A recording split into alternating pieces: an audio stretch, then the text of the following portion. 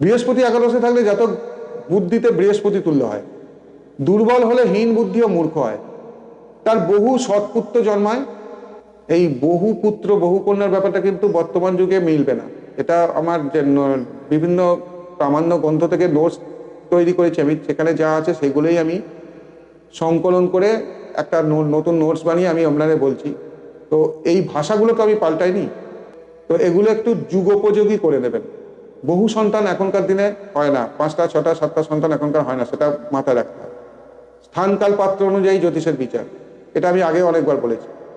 তো যাই হোক, এখানে লেখা থাকে তার বহু সৎপুত্র জন্মিয়ে থাকে, তার জামাতা ভাগ্যবান ও জ্ঞানী হয়, সে রোগহীন, সচ্চরিত্র, বিদ্যানুরাগী, মন্ত্রশাস্ত্রবিদ, সৎ কর্ম দ্বারা অর্থবান, ধার্মিক, কুলশ্রেষ্ঠ, সদা প্রফুল্ল, রাজপ্রিয়, সজ্জন হয়।